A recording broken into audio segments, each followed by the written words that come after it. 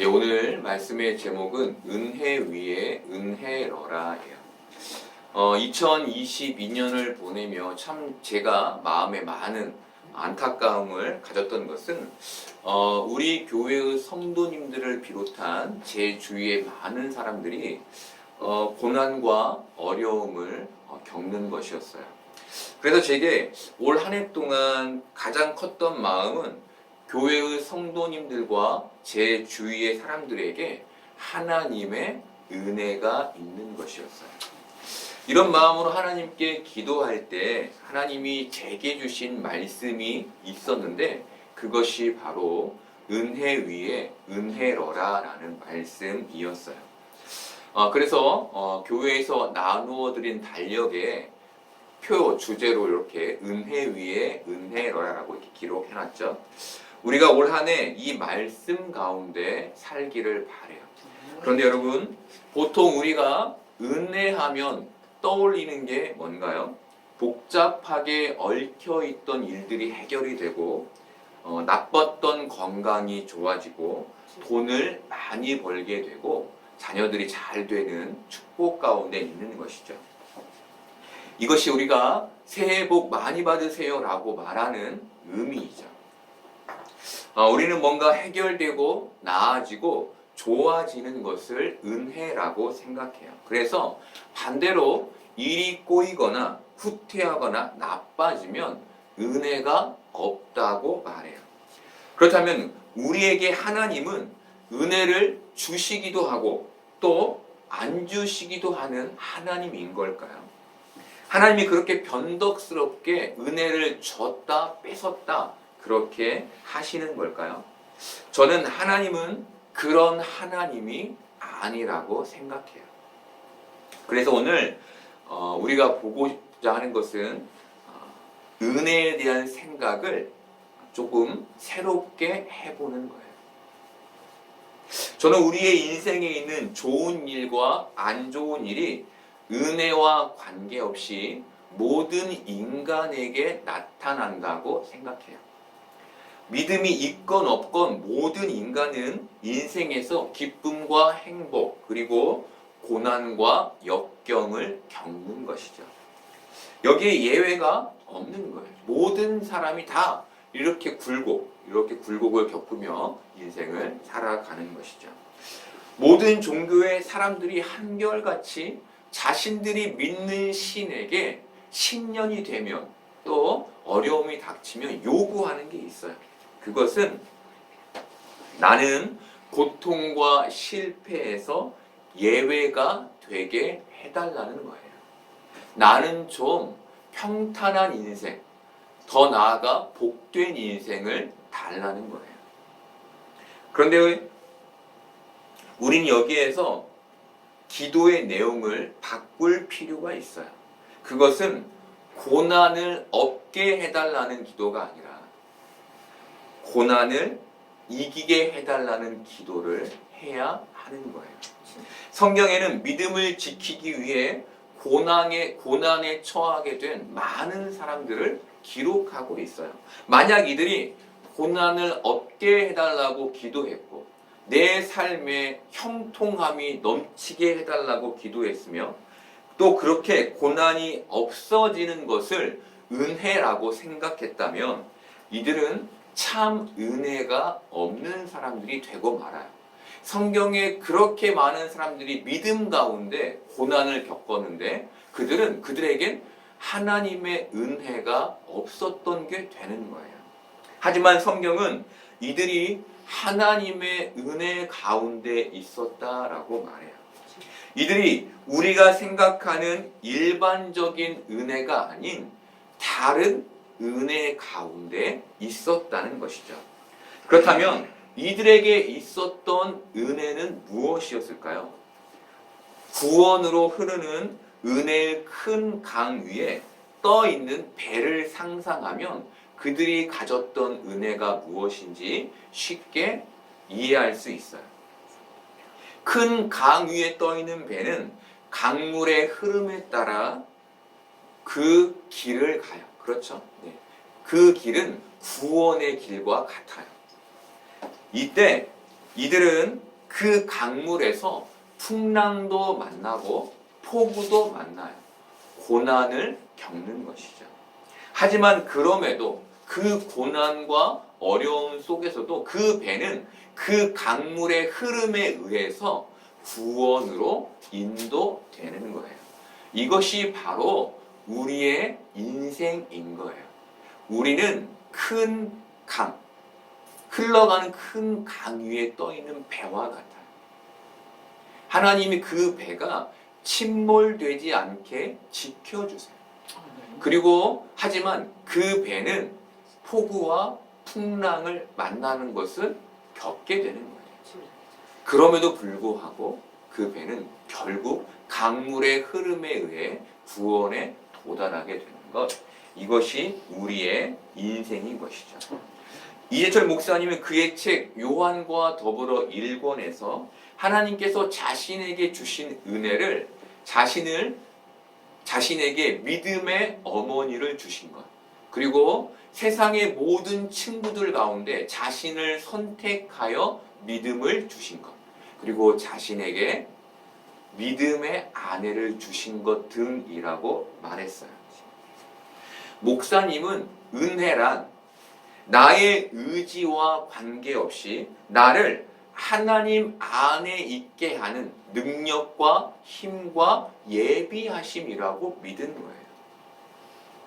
자신의 삶이 과거와 현재와 미래를 꿰뚫어 연결하는 하나님의 은혜 위에 놓여 있음을 믿은 것이죠. 이 은혜가 하나님의 복이라고 이해한 거예요.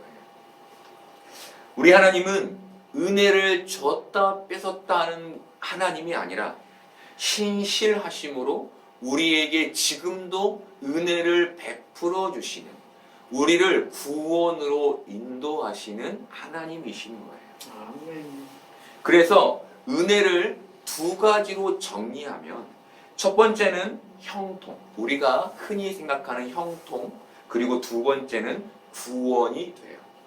하나님이 우리에게 은혜를 베풀어 주시지 않으면 우리는 넉넉한 현실과 건강한 삶을 살 수 없는 것이죠. 하지만 이것만이 우리가 구해야 할 은혜의 핵심은 아닌 거예요. 우리가 구해야 할 은혜의 핵심은 두 번째, 구원으로의 인도. 그것을 바라보고 경험하는 것인 거예요. 이스라엘 백성들은 출애굽한 후 줄곧 먹을 것과 마실 것의 부족으로 인해 하나님을 원망해 왔어요. 하나님, 너무 살기 힘들어서 죽을 것 같아요 라고 말하며 하나님을 원망했어요. 만약 이 상황을 우리가 일반적으로 생각하는 은혜에 대입해 보면 이들은 참 은혜가 없는 사람들인 거예요. 참 복이 없는 삶을 산 것이죠.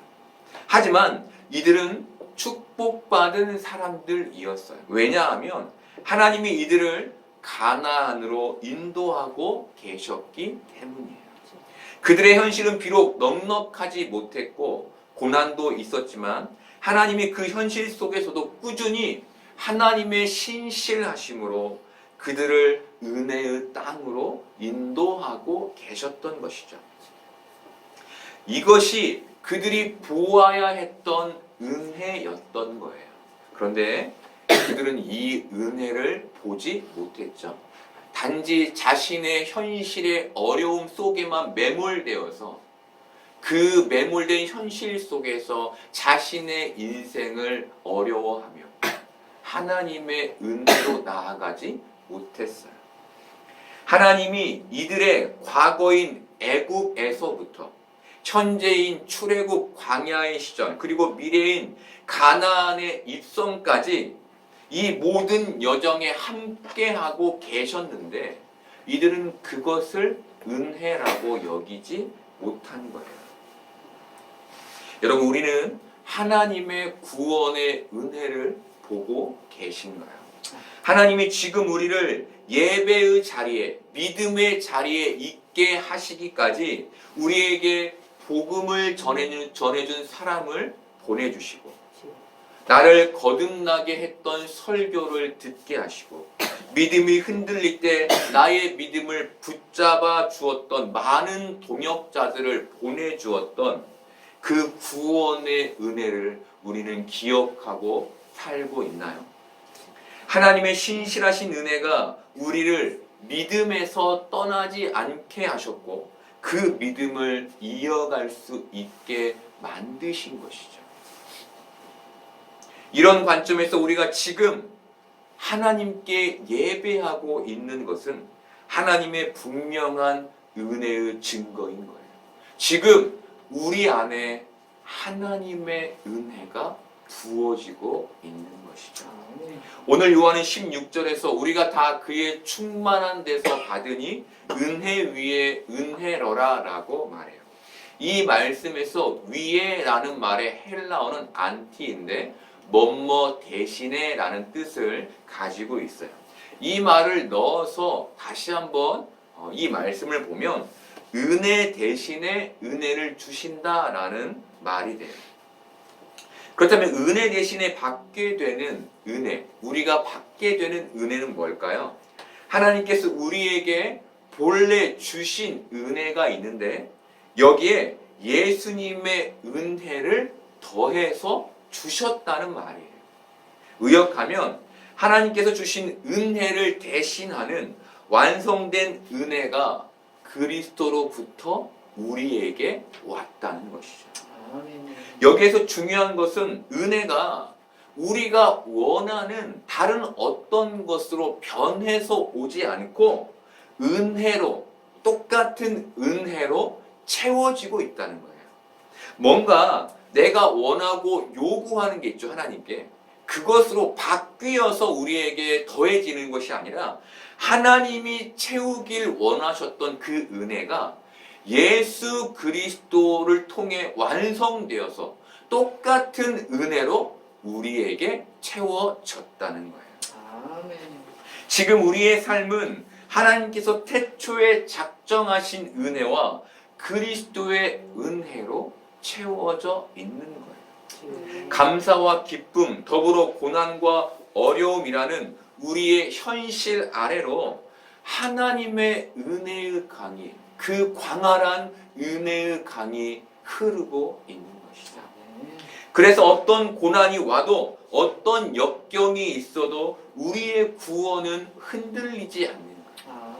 우리의 마음에 때론 의심이 들고 그 고난으로 잠시 하나님을 원망하게 되지만 우리는 하나님의 은혜로 인하여 오뚜기처럼 다시 그 자리에서 믿음을 가지고 생활할 수 있게 되는 거예요.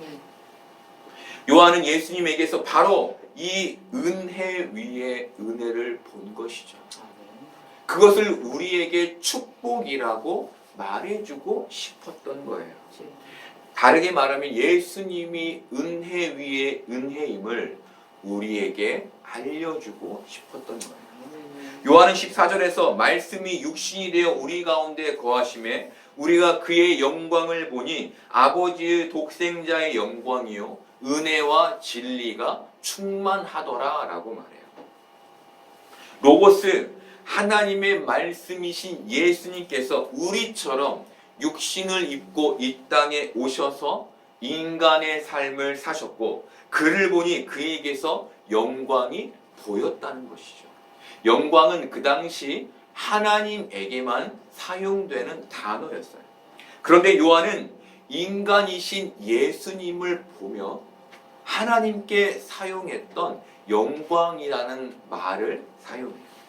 이 땅에 오신 예수님을 보니 그 사람된 예수님에게서 신이신 하나님이 보였다는 거예요. 여러분, 실제적으로 예수님은 인간이셨죠. 근데 그 인간을, 눈에 보이는 인간을 신이라고 고백하는 게 쉬웠을까요? 어려웠겠죠.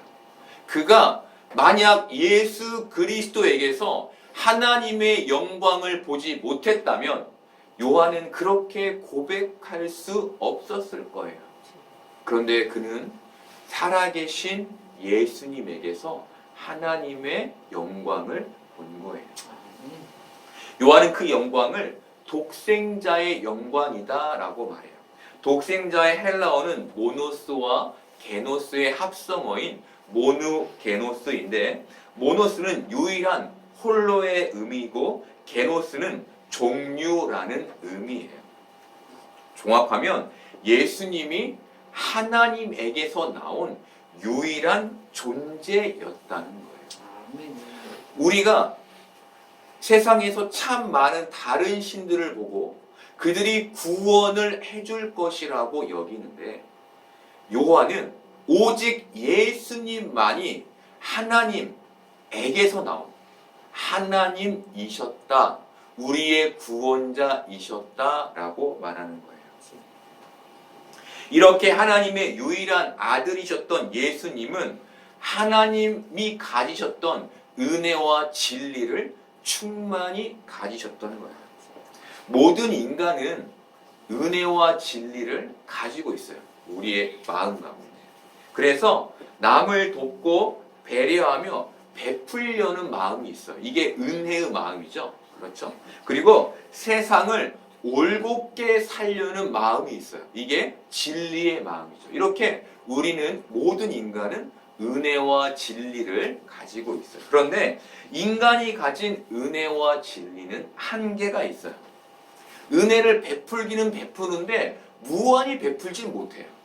우리가 가진 재화, 우리가 가진 마음의 넉넉함에 한계가 있기 때문이죠.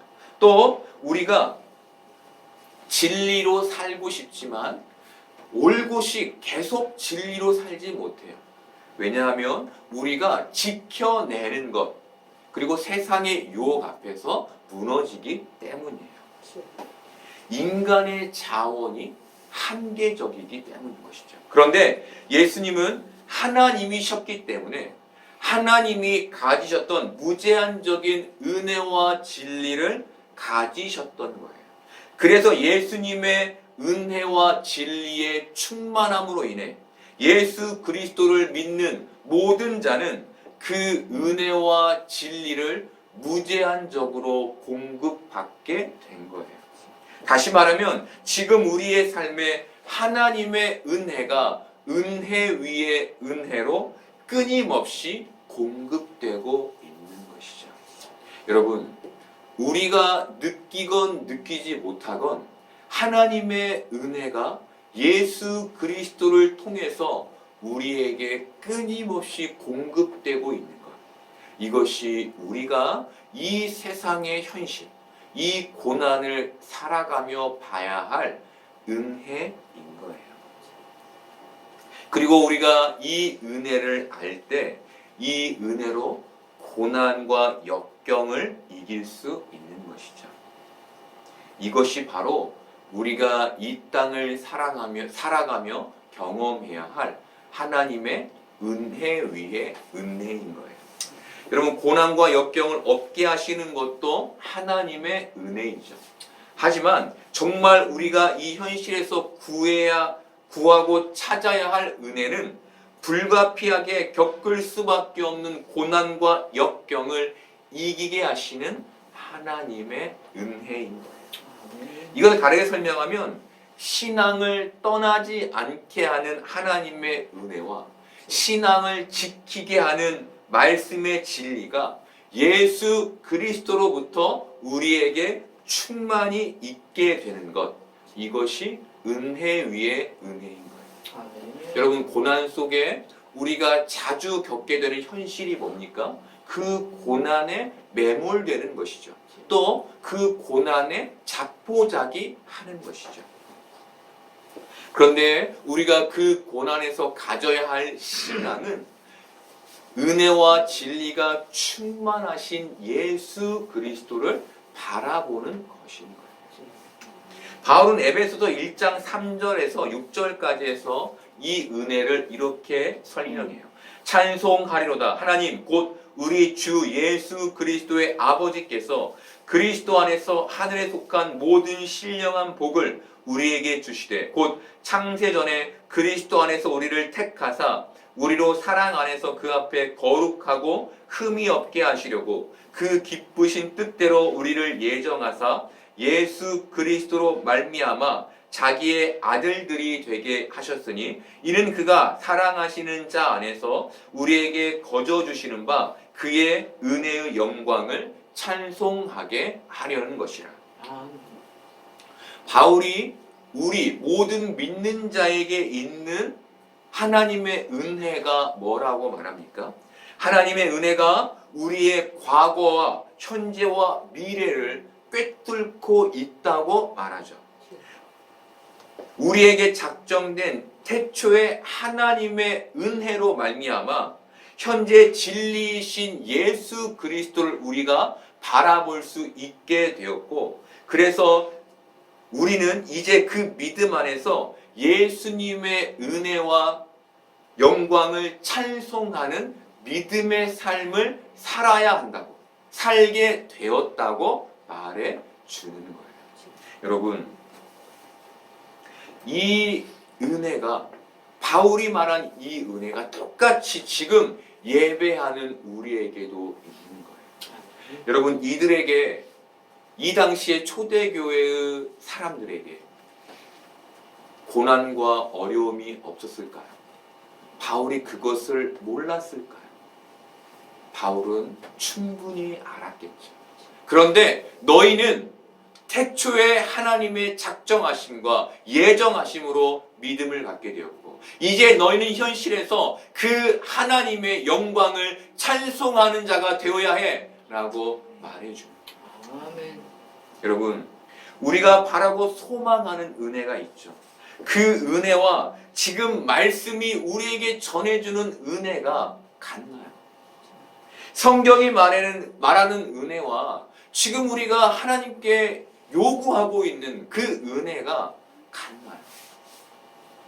우리는 우리에게 놓여있는 하나님의 구원의 작정하심을 은혜로 바라보며 믿음의 흔들림 없이 인생의 길을 걸어야 하고, 기도하면 하나님이 복 주신다는 말을 세상의 복으로만 이해하지 않고 은혜란 은혜와 진리의 충만함이라고 이해할 필요가 있는 거예요. 이제 우리가 그 복에 대한, 그 은혜에 대한 생각을 새롭게 할 필요가 있는 것이죠. 앞서도 말씀드렸지만 이 세상의 모든 사람은 고난을 피할 수 없어요. 고난에 처한 세상 사람과 우리의 차이가 있다면, 세상 사람들은 세상의 힘으로 세상을 이기지만 우리는 그리스도의 충만함으로부터 오는 은혜와 진리로 세상을 살아낸다는 거예요. 김동호 목사님께서 예전에 하신 설교를 듣게 됐어요. 목사님이 서론에서 기독교인으로 세상의 욕심을 버리고 신앙의 욕심을 갖기를 바란다고 말씀하셨어요. 사람들이 하도 교회에 와서 세상의 욕심을 채우기 위해 기도를 하니까 목사님께서 좀 그 욕심 좀 내려놓고 신앙의 욕심 좀 가지십시오라고 말씀하시는 것이죠. 여러분, 많은 사람들이 간구의 기도가 아니면 기도할 말이 없다고 말해요.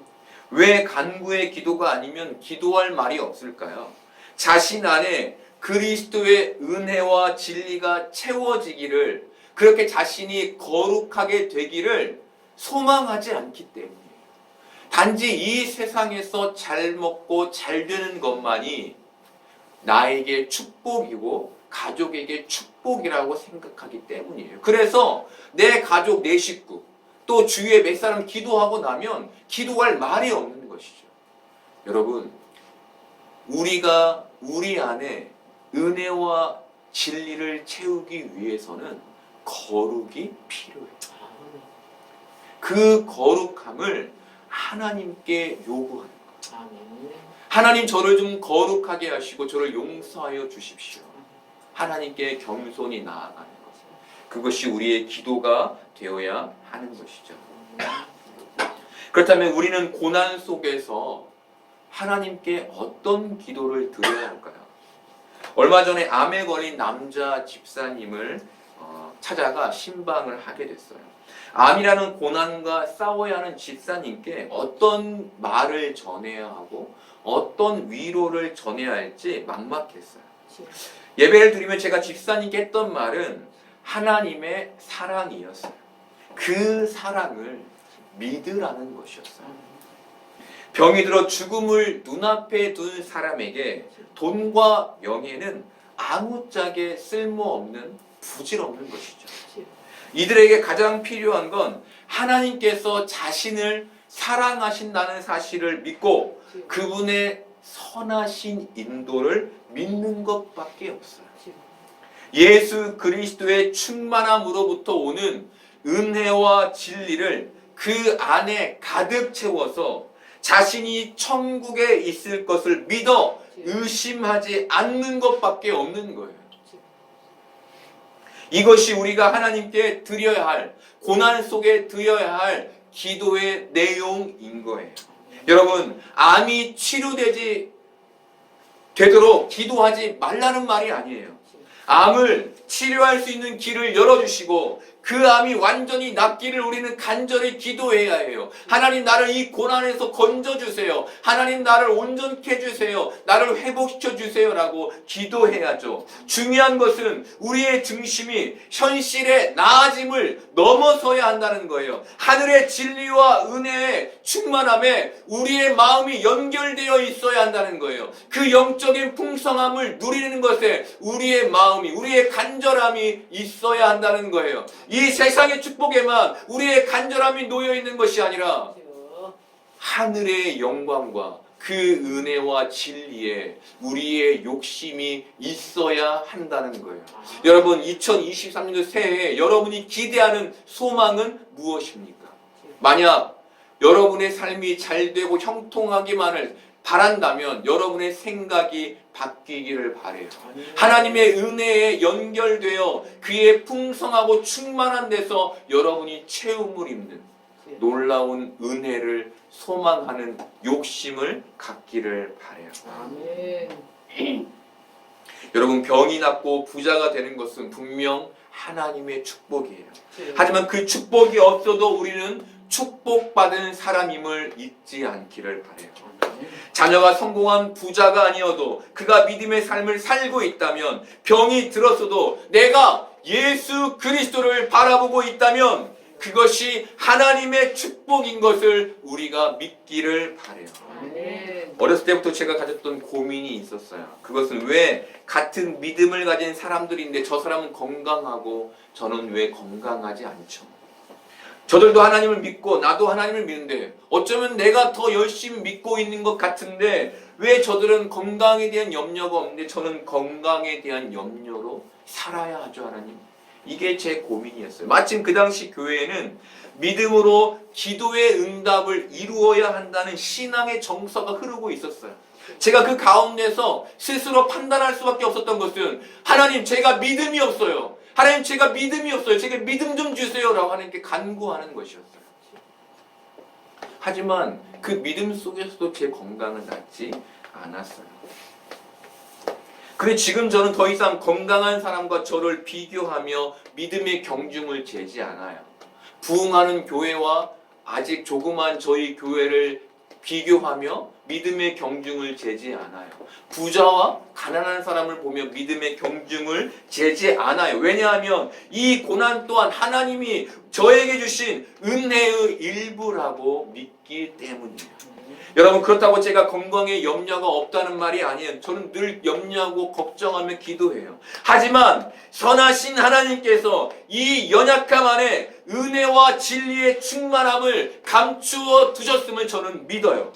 힘든 삶이 없어지는 것도 하나님의 은혜이지만 힘든 삶 안에 숨겨져 있는 하나님의 은혜와 진리가 저는 있다고 믿어요. 여러분 삶 안에도 그 고난과 역경 속에도 하나님의 은혜와 진리가 숨겨져 있는 거예요. 여러분, 은혜 위에 은혜는 세상에서 잘되고 잘되는 축복만이 아니에요. 은혜 위에 은혜는 우리 안에 예수 그리스도의 은혜와 진리가 충만한 것을 말해요. 그 구원의 은혜가 우리의 현실의 어려움 속에서도 끊어지지 않고 부어지고 있는 것을 말하는 거예요. 그래서 고생스러운 이 땅에서 신앙을 떠나지 않고 진리를 가지고 세상을 살아가게 되는 것, 이것이 은혜 위에 은혜인 거예요. 사랑하는 여러분, 2023년도에 우리에게 예수 그리스도의 충만하신 은혜와 진리가 은혜 위에 은혜로 여러분에게 있기를 소망합니다. 그래서 예수 그리스도의 은혜와 진리의 생명력이 고난과 어려움 가운데에서도 여러분에게 넘쳐나기를 소망합니다.